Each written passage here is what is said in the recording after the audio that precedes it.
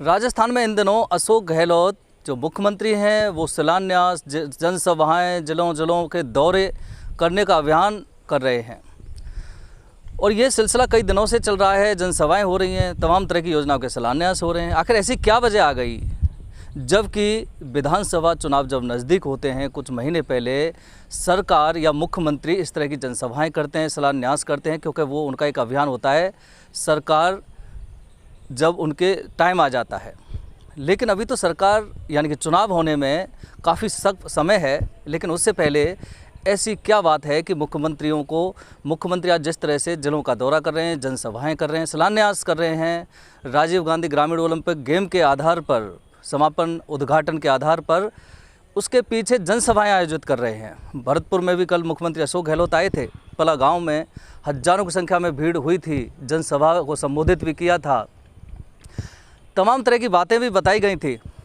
लेकिन एक बात जो खास निकल के आई, मुख्यमंत्री ने कहा था कि ईस्टर्न राजस्थान जो कैनाल है, ERCP पूर्वी राजस्थान के 13 जिलों को पानी मुहैया कराने की जो योजना है, केंद्र सरकार इसको राष्ट्रीय परियोजना में शामिल नहीं कर रही है। लेकिन अगर हमारी सरकार तो कर रही है, लेकिन केंद्र सरकार जिस तरह से नकारात्मक रवैया अपना रही है ERCP को लेकर, साफ तौर पर दावा करता हूँ कि आगामी विधानसभा चुनाव में और लोकसभा चुनाव में पूर्वी राजस्थान से भाजपा का सूपड़ा साफ हो जाएगा। हालांकि ERCP को लेकर बीजेपी कांग्रेस के नेताओं के बीच बयानबाजी है, काफ़ी समय से चल रही है, आरोप प्रत्यारोप का दौर जारी है, कमियां बता रहे हैं एक दूसरे की को। बीजेपी कहती है आपकी टेक्निकल रिपोर्ट सही नहीं है, उसको सुधारिए।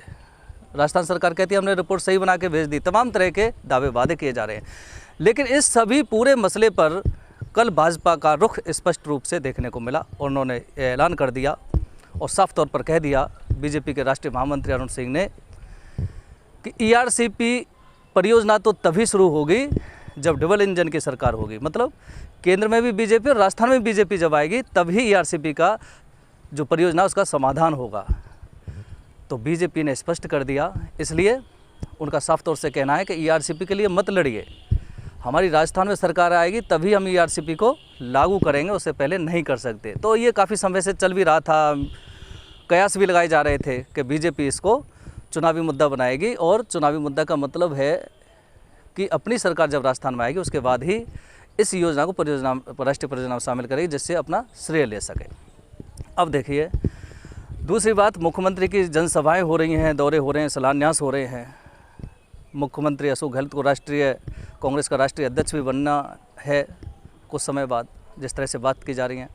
सवाल उठता है कि मुख्यमंत्री अशोक गहलोत जब राष्ट्रीय अध्यक्ष बन जाएंगे तो मुख्यमंत्री कौन बनेगा? क्या सचिन पायलट को मौका दिया जाएगा कांग्रेस आलाकमान द्वारा, या फिर अशोक गहलोत जिस तरह से जादूगर हैं कोई अन्य जादू खेलेंगे? क्या सचिन पायलट को मुख्यमंत्री नहीं बनने देंगे? इस तरह की कई बातें भी चल रही हैं और इस चीज़ को लेकर राजस्थान की कांग्रेस सरकार में आज जिस तरह से राजनीति हो रही है, कभी जूता कांड हो रहा है, कभी काला झंडा कांड हो रहा है, आपस में कांग्रेस के नेताओं के दोनों गुटों के बीच बयानबाजी हो रही है। अब तो मैदान में खुल के भी सामने आ गए, एक दूसरे के नेता एक दूसरे के विरोध में आ गए हैं, आरोप प्रत्यारोप कर रहे हैं, बयानबाजी कर रहे हैं। तो क्या सचिन पायलट को मौका मिल पाएगा, मुख्यमंत्री का पद मिल पाएगा? ये एक बड़ा सवाल है।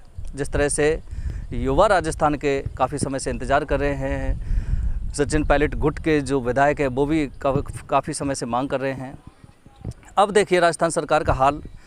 कैबिनेट मंत्री विश्वेंद्र सिंह ने जनसभा को संबोधित करते हुए मुख्यमंत्री के समक्ष ये बयान दिया था कि सड़कें इतनी ख़राब हैं भरतपुर ज़िले में और आपकी चिरंजीवी योजनाओं का क्या फ़ायदा होगा जब एक प्रसूता, एक प्रेग्नेंट वुमेन अगर अस्पताल तक जाती है तो उसकी डिलीवरी रास्ते में हो जाती है, क्योंकि सड़कों में इतने गहरे गड्ढे हैं। इस बात से ही अंदाज़ा लगा लीजिए कि पूर्वी राजस्थान में सुविधाओं का कितना अच्छा काम चल रहा है। सड़कें बदहाल हैं, बिजली की व्यवस्था नहीं है, पानी की व्यवस्था नहीं है। और इस सभी को लेकर MLA, MP, मंत्री यदि काम नहीं करते हैं तो सरकार का सबसे बड़ा जो प्रतिनिधि होता है ज़िले का, जो प्रशासनिक सिस्टम का अध्यक्ष होता है, वो होता है जिला कलेक्टर।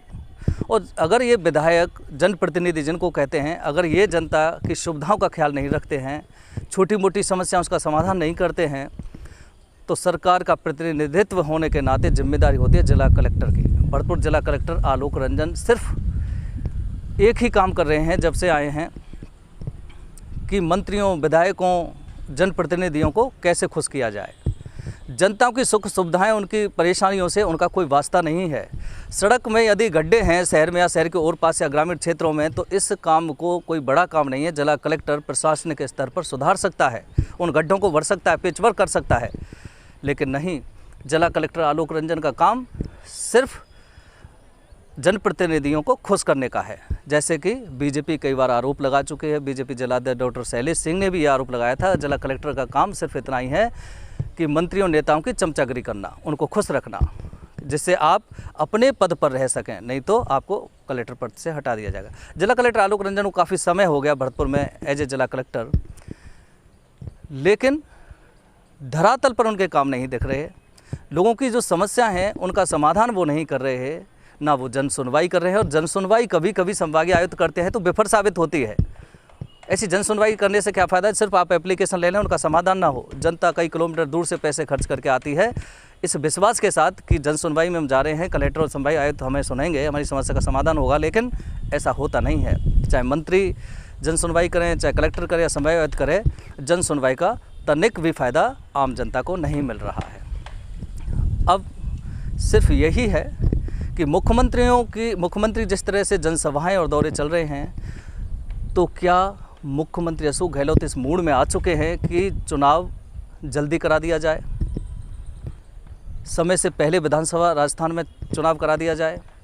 क्योंकि मुख्यमंत्री अशोक गहलोत ने मंच के माध्यम से जनसभा को संबोधित करते हुए यह दावा भी किया था, डोटा सराहना ने भी यह दावा किया था कि 2023 में भी हम सरकार रिपीट कर रहे हैं और 2024 में हमारी सरकार आएगी। यानी कि मुख्यमंत्री के पद से हटने के बाद राष्ट्रीय अध्यक्ष अगर अशोक गहलोत को बनाया जा रहा है, फिर दावे किए जा रहे हैं कि 2023 में हम रिपीट कर रहे हैं, तो आखिर एजेंडा क्या है, इनकी सोच क्या है, आला कमान की रणनीति क्या है, मुख्यमंत्री अशोक गहलोत की रणनीति क्या है? अध्यक्ष भी बनेंगे तो क्या मुख्यमंत्री पद पे भी ये रह पाएंगे? हालांकि ऐसा संभव नहीं बताते हैं जानकार। कुछ जानकार तो ये भी कह रहे हैं कि मुख्यमंत्री अशोक गहलोत तो पद को छोड़ना ही नहीं चाहेंगे, आचार संहिता लगेगी तब भले ही मुख्यमंत्री पद को छोड़ना चाहेंगे राष्ट्रीय अध्यक्ष के लिए। लेकिन जो भी हो, एक आक्रोश न केवल सरकार के प्रति आम जनता में है राजस्थान की में, बल्कि कांग्रेस के अंदर ही इतना आक्रोश बढ़ चुका है विधायकों के बीच में कि कभी भी विस्फोट हो सकता है जो कांग्रेस के लिए नुकसानदेह होगा। कैमरामैन पीयूष दीक्षित के साथ सुरेश फौदार, भरतपुर, राजस्थान तक।